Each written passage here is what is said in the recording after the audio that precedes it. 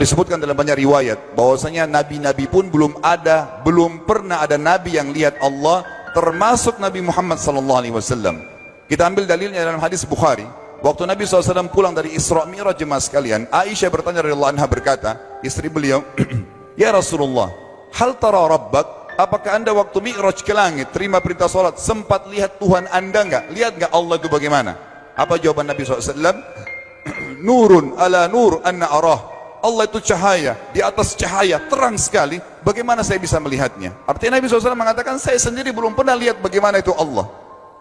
Contoh sebelumnya Nabi Musa alaihissalam. Nabi Musa waktu menerima wahyu Taurat, itu selama 40 hari, turun Taurat lengkap. Al-Quran 23 tahun baru lengkap. Kalau Taurat 40 hari, nunggu di gunung Tursina. Tursina sebuah wilayah di Mesir sekarang.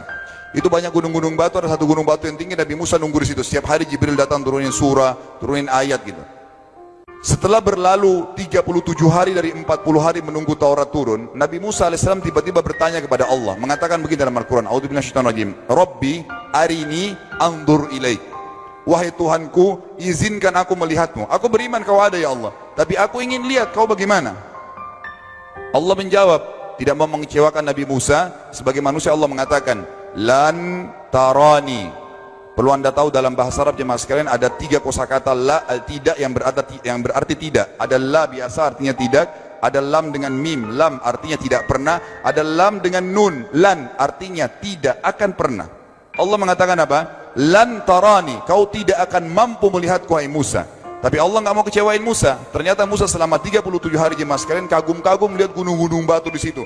Pergantian siang malam, burung-burung yang terbang, air yang mengalir di lereng-lereng gunung. Lalu dia mengatakan, Allah mengatakan apa? Walakin unzur ilal jabal fa in istaqarra makanahu fasawfa tarani.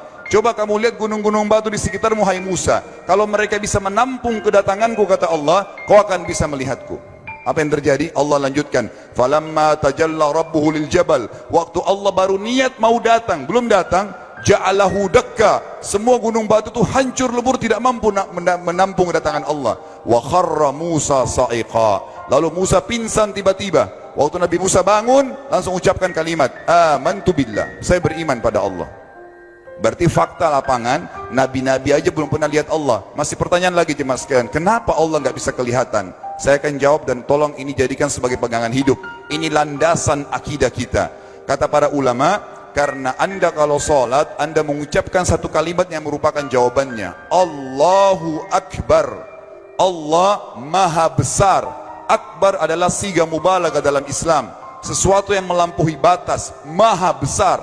Kita terangkan. Kata Nabi SAW, perumpamaan bumi yang kalian tinggali ini dibanding dengan langit pertama di atas kepala kalian, ada 7 lapis langit. Allah mengatakan, sab'an shidada, 7 lapis langit yang kokoh. Alladzi khalaqa sab'a samawatin tibaqa, yang menciptakan langit tibaqa bersusun, 1, 2, 3, 4, 5, 6, 7. Allah di atas langit ke-7. Kata Nabi SAW, perumpamaan bumi yang kalian tinggalin dibanding dengan langit pertama di atas kepala kalian, ibaratnya seperti cincin yang dibuang di padang pasir.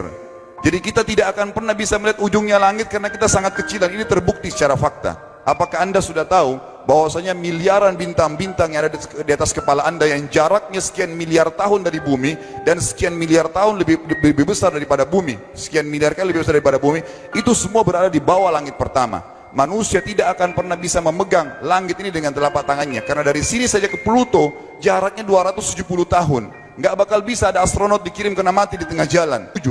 Jaraknya jauh sekali bintang-bintang, dan semua berada di bawah langit pertama. Kata Nabi SAW, di atasnya ada langit kedua besarnya, digabung antara bumi sama langit pertama seperti cincin dibuang di padang pasir. Langit ketiga, 2, 1 dan bumi digabung tiga-tiganya, di mana langit ketiga seperti cincin dibuang di padang pasir, sampai langit ke-7, 5, 6, 4, 3, 2, 1 dan bumi 7 digabung, dibanding langit ke-7 seperti cincin dibuang di padang pasir. Dan langit yang luas ini jemaah sekalian dipenuhi dengan makhluk Allah yang lain namanya malaikat. Dalam hadis Bukhari kata Nabi SAW, waktu saya sedang dimi'rajkan ke langit, tidak ada 4 jari pun ukuran di langit yang luas itu, kecuali saya temukan malaikat yang sedang ruku atau sujud, penuh dengan jumlah mereka. Anda tahu malaikat itu ada namanya nama kelompok, seperti Raqib Atid itu kelompok, di bawah Raqib banyak miliaran malaikat, di bawah Atid miliaran malaikat. Sama dengan Munkar Nakir, ada memang nama kelompok. Makanya kalau manusia 5 miliar, Raqib Atidnya 10 miliar, Raqib Atidnya 10 miliar. Lalu kata Nabi SAW, di atas langit ke-7 ada Sidratil Muntaha. beras air digabung antara 7 lapis langit dan bumi. 8 hanya seperti cincin di bawah di padang pasir. Di atas Sidratil Muntaha ada sebuah lautan yang Allah ciptakan. Lautan itu besarnya digabung antara Sidratil Muntaha, 7 lapis langit dan bumi. 9 nya seperti cincin dibuang di padang pasir. Makanya kalau anda baca Quran, anda baca ayat wa kana arsyu alal ma, singgasana Allah di atas air. Ini maknanya, air adalah ada lautan. Lalu kata Nabi SAW, arsy-nya Allah di atas lautan itu singgasananya Allah. Besarnya digabung antara lautan, Sidratul Muntaha, 7 lapis langit dan bumi. 10-10-nya hanya seperti cincin dibuang di padang pasir. Anda sudah hafal ayat kursi? Apa artinya? Ayat tanda-tanda kebesaran Allah. Kursi itu artinya bukan tempat duduk, tapi tempat pijakan kaki raja di singgasana. Kalau raja ingin naik singgasananya di pijakan kaki, itu namanya kursi. Kita baca apa? Wasi'a kursiyuhu as-samawati wal ard. Pijakan kakinya Allah saja sudah menutupi seluruh langit dan bumi ini. Jadi kita mustahil bisa karena besarnya Allah Azza wa Jal.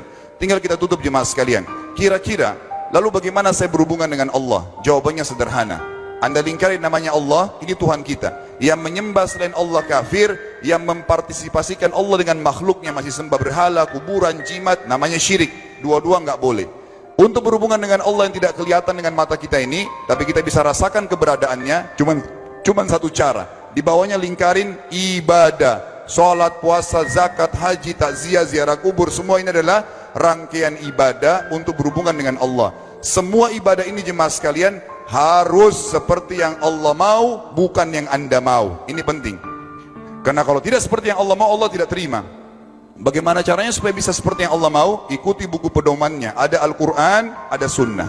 Yang beribadah keluar dari 2 pedoman wahyu ini tidak akan diterima oleh Allah. Seperti Anda kalau kerja di perusahaan, pimpinan perusahaan kasih peraturan, Senin pakai baju kuning, Selasa baju hijau, Rabu pakai baju hitam. Datang jam 7, keluar jam 5 sore. Ternyata Anda tidak. Hari Senin Anda pakai baju yang hari Rabu, datangnya jam 9, keluar jam 2 siang, dikeluarkan oleh pimpinan atasannya. Itu baru peraturan manusia. Bagaimana dengan peraturan Allah Azza wa Jal? Maka kita simpulkan semua jemaah sekalian adalah, yakinlah Tuhan Anda Allah ada, satu-satunya Tuhan. Kalau Anda sedang sakit, yang ciptakan Anda Allah, yang ciptakan penyakit Allah, yang menciptakan kesembuhannya Allah. Kalau kita sedang musibah sama, kalau kita sudah senang juga sama.